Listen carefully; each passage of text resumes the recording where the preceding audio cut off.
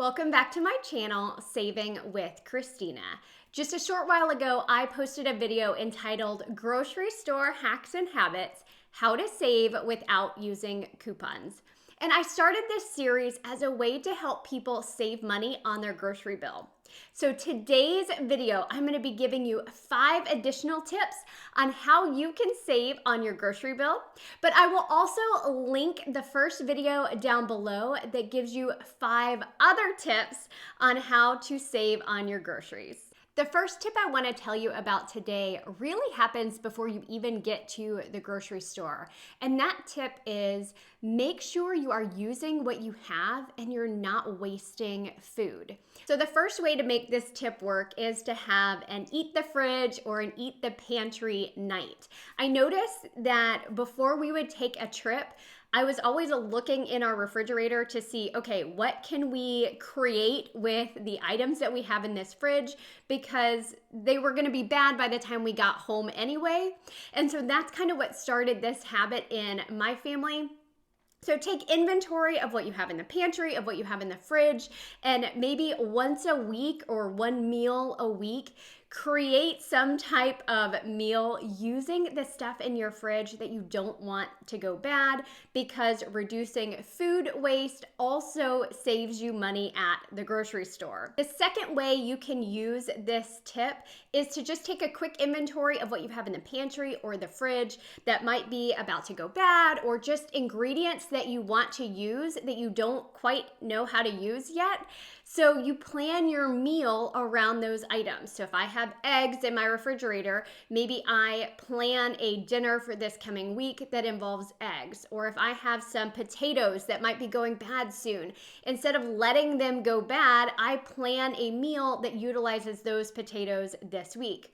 Another tool that you can use as you're doing this are different websites that allow you to enter the ingredients that you have on hand and then tells you different meals that you can make using those ingredients. So one that I found to be particularly helpful is called Supercook.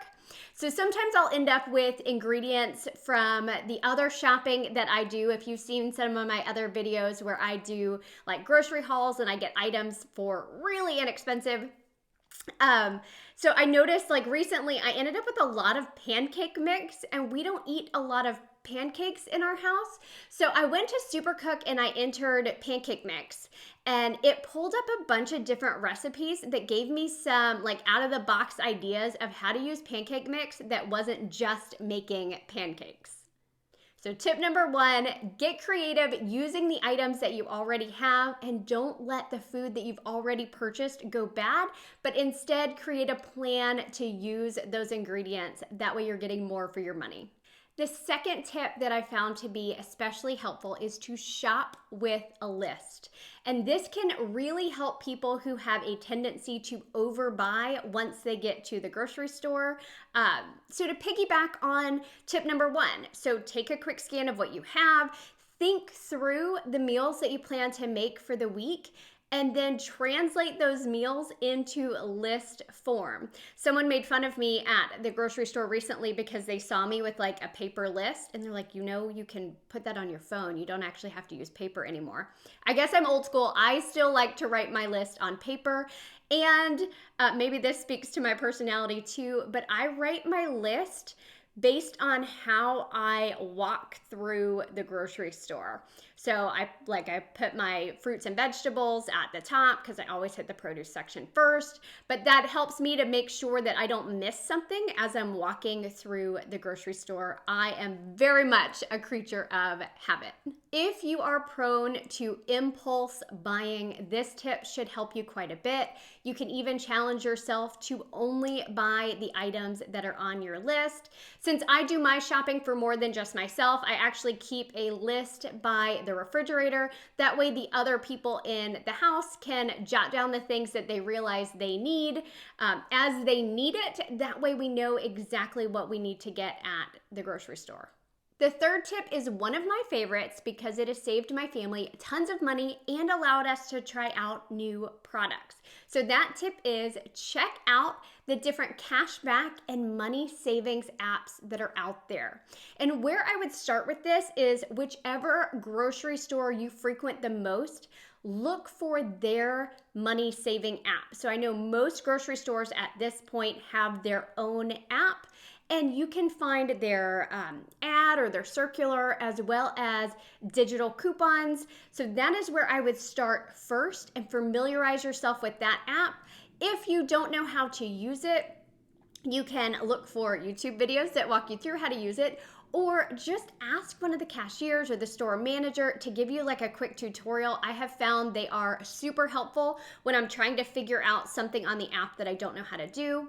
Second part of that, I have tutorials on a number of different cashback apps, and I can link those for you down in the video description box, but I have literally created tutorials that walk you through step by step exactly how to use some of these cashback apps. Apps like Ibotta, Shopkick, Fetch Rewards, Swag Bucks. These apps give you money back for purchasing certain products. So instead of having to clip a coupon and use that coupon at checkout and hope that coupon scans, you actually purchase the item and then scan your receipt into these apps, and then they give you cash back into your account that you can then put into your bank account or cash out to gift cards to pay for your groceries. Now, I am a little wishy-washy on tip number 4, but in general, don't buy convenience items. So the items like the pre-cut vegetables or like the soup kits or the pre-prepared meals, those items have a markup on them because the additional prep has been done for you. So it's going to be more expensive to buy a zucchini cut up than it's going to be to buy that zucchini and cut it up yourself. However, always check your grocery store and see how they mark items down. I know my grocery store marks, especially produce items, 50% off when those items are getting closer to their expiration date. So some of those pre-cut products end up cheaper than buying the item and having to do all the work yourself, because once they're cut up, they're gonna go bad faster. So in general, don't buy those convenience items because they're more expensive, but always double check to see if you can find them marked down on clearance, because that way you're saving yourself time and money, and that's just a win-win. So the last tip for this video is to shop in season. And this is particularly important with your produce. So if you have no idea what produce is in season when, I can drop a document for you down below that will give you an idea. But the stores tend to put those items on sale. The farmers have harvested their fruits and veggies, they get those out to the grocery stores, and then the stores want to sell those items before they go bad. So if you're shopping in season, you're gonna save yourself money and get the better fruit and vegetables. Now, if you are making a recipe that includes a produce item that isn't in season, consider looking in the frozen section. So if bell peppers are super expensive in the store right now, go check the frozen section and see what buying the diced up bell peppers would cost you there. Or same with corn. Like if corn is getting too expensive to get it fresh, check and see what you could get at for in the frozen section, because you might be able to save yourself a considerable amount of money by buying frozen versus fresh if that item is not in season. To piggyback on this, look for seasonal markdowns. So this tends to happen after big holidays. So like after Thanksgiving and after Christmas, I almost always see markdowns on things like baking mixes, gingerbread, canned pumpkin, spices. I even saw markdowns this year on things like chicken broth and the Jiffy corn mix. So a lot of the items that people are buying up to make for their Thanksgiving and Christmas dinners tend to then be reduced, but a lot of those items actually have a really long shelf life. So if you see an item with a long shelf life that you know you're gonna be using, now is a great time to stock up and take advantage of that lower price point. Thank you guys so much for watching my video. If you haven't checked out the first video in this series, don't forget to check it out because I give you my first 5 tips for saving at the grocery store. And I do plan to come at you with additional tips for saving on your grocery bill. But if you have some ideas, I'd love to hear them. Please drop them down in the comment section below. And if you're not already subscribed to the channel, please hit that red subscribe button. Thanks.